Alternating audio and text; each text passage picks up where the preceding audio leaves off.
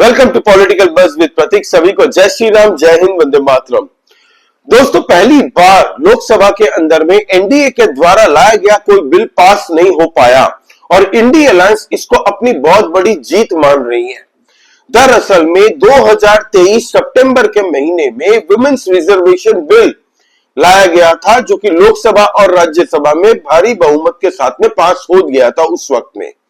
अब women reservation bill के तहत में दोस्तों महिलाओं को 33% का आरक्षण पार्लियामेंट में और भारतीय पॉलिटिक्स में देने की बातें चल रही है। इस 2023 में बिल पास हुए कि उसकी कंडीशन ये थी कि पहले डिलिमिटेशन और सेंसस होना जरूरी है। अब डिलिमिटेशन के लिए इस बार बीजेपी ने ये बिल रखा, तो इंडी अलायंस ने इस बिल के खिलाफ में दोस्तों वोट कर दिया और इस बिल को पास होने से रोक दिया। दरअसल में टोटल इस बिल को पास होने के लिए चाहिए थे दोस्तों 2/3 बहुमत वोटों की संख्या में, जबकि बीजेपी को टोटल एनडीए को मिले हैं दोस्तों 298 वोट्स, जबकि चाहिए थे 352 वोट्स। वहीं पे ऑपोजिशन वालों की बात करें तो उनके पास टोटल 245 की संख्या है, लेकिन 230 वोट पड़े हैं इस बिल के खिलाफ में। इसीलिए दोस्तों ये बिल पास नहीं हो सका। अब इस बिल को पास करने के लिए 2/3 बहुमत क्यों चाहिए? दरअसल में दोस्तों ये कॉन्स्टिट्यूशनल अमेंडमेंट बिल है, इसीलिए इसको 2/3 बहुमत होना जरूरी है बाई लॉ। अब दोस्तों इंडी अलायंस को भी ये समझ में आ चुका कि सबको पता था कि ये बिल पास होना लगभग नामुमकिन है, तो बीजेपी ये बिल क्यों लेके आई? अब यहां पे होती है बीजेपी की राजनीति शुरू। दरअसल में दोस्तों ये एक ऐसा बिल है जहां पे ऑपोजिशन वाले इसका विरोध भी नहीं कर सकते, इसके खिलाफ वोट भी नहीं कर सकते, और अगर इसके सपोर्ट में वोट करते हैं तो मोदी जी की पार्टी को क्रेडिट मिल जाएगा, और अगर इसके खिलाफ जाते हैं तो लोगों के सामने ये परसेप्शन बन जाएगा कि महिला विरोधी है कांग्रेस पार्टी। और वही हो रहा है। अभी इन लोगों ने ताव में आके सेलिब्रेट कर लिया कि हमने बीजेपी को बिल पास होने से रोका है, पहली बार पार्लियामेंट के अंदर में इतने सालों में। तो अब इनको भी समझ में आ रहा है कि बीजेपी यही चाहती थी, अमित शाह जी की राजनीति यही थी कि अगर तुम लोग बिल को पास नहीं करोगे तो पूरे भारत के चप्पे चप्पे में जाके ये कहा जाएगा कि इंडी अलायंस और उनके जो ऑपोजिशन के लीडर है राहुल गांधी, ये सब के सब विमेन आरक्षण बिल के खिलाफ है, विमेन आरक्षण के खिलाफ है, महिलाओं के हित के बारे में ये लोग नहीं सुनते। अब आपको अगर याद हो 2013-14 में नरेंद्र मोदी जी की सरकार बनने से पहले अर्नब गोस्वामी ने राहुल गांधी का इंटरव्यू लिया था, जहां पे उन्होंने कई बार विमेन एम्पावरमेंट की बड़ी बड़ी बातें और डिंगे हाँकी थी। लेकिन अब लोगों को राहुल गांधी और कांग्रेस पार्टी के साथ साथ बाकी जितने भी दल थे जिन्होंने इस बिल को पास नहीं होने दिया, उनका चेहरा खुल के सामने आ चुका। अब देर रात पार्लियामेंट के बाहर में महिलाओं ने जम के विरोध प्रदर्शन किया है इंडी अलायंस के दलों का। आप पहले तो ये वीडियो देखिए दोस्तों।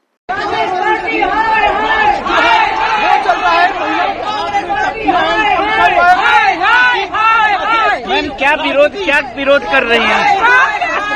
महिला विरोधी है, विपक्षी देश की महिलाओं के अधिकार को छीनना है, नहीं बर्दाश्त करेगी, कांग्रेस को कभी माफ नहीं करेगी, विपक्षी को कभी माफ नहीं करेगी। हिंदुस्तान में महिलाओं की हार है, कांग्रेस पार्टी हार अपना विरोध जताया और नारी शक्ति देश की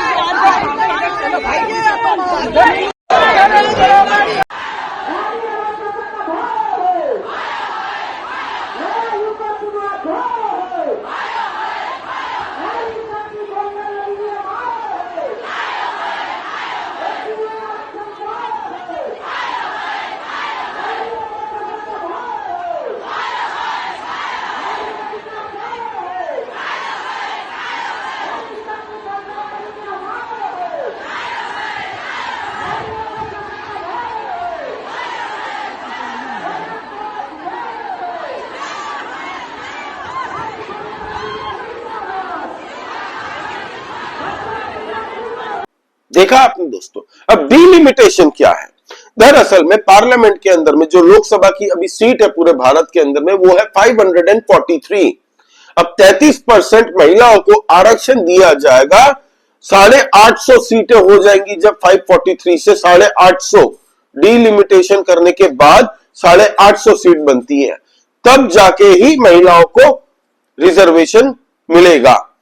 तो अब सवाल यह उठता है कि अब यह बिल पास नहीं हुआ तो क्या महिलाओं को आरक्षण नहीं मिलेगा? दरअसल में अभी 2029 में यह बिल नहीं लाया जा सकता, तो 2034 के वक्त में ही इस बिल को फिर से लाया जा सकता है। दोस्तों अब डिले हो गया, ऑपोजिशन वालों ने महिलाओं के आरक्षण को डिले कर दिया। महिलाओं की हर राज्य के अंदर में चुनाव के वक्त में हम देख रहे हैं कि महिलाओं भी बढ़ चढ़ के वोटिंग कर रही है। आज की डेट में हर पॉलिटिकल पार्टियां ये महिलाओं को साधने की कोशिश करते हैं, क्योंकि महिलाएं इक्वली 50-50% की वोटिंग में भी भागीदार है, तो पार्लियामेंट में भी उनको भागीदारी होनी चाहिए। ये बीजेपी का एक अपना मैनिफेस्टो आप कह लीजिए, बीजेपी की सोच है कि महिलाओं का भी उतना ही राजनीति में भाग होना चाहिए जितना वो बढ़ चढ़ के वोटिंग करती है। लेकिन अब इंडिया अलायंस ये बताने में इनकी हालत खराब होगी कि क्यों इस बिल को वोट नहीं दिया, इसके फेवर में पास क्यों नहीं होने दिया। अब ऑपोजिशन के तरफ में बहाने ये है कि हमने इसीलिए नहीं होने दिया क्योंकि बीजेपी लोकसभा की सीटों को 543 से 850 करने की फिराक में है। इससे नॉर्थ में ज्यादा सीटें मिल जाएंगी, साउथ को हिस्सा कम हो जाएगा, जबकि सरासर ये भ्रांति है और झूठ है, ऐसा कुछ नहीं होने वाला।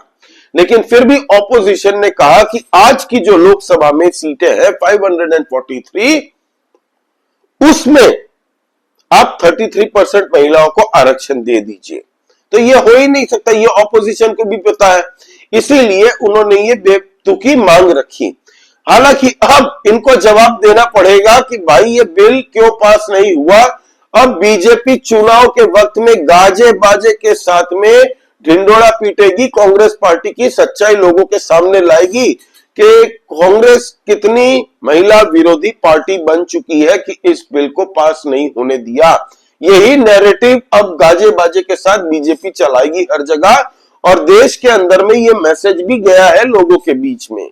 लोगों के बीच में यही मैसेज पहुंचा है कि ऑपोजिशन वालों ने इस बिल के खिलाफ में वोटिंग दी है और महिला रिजर्वेशन बिल को पास नहीं होने दिया है लोकसभा में। तो क्या अमित शाह जी को पता नहीं था, मोदी जी को पता नहीं था कि ये बिल पास नहीं होगा?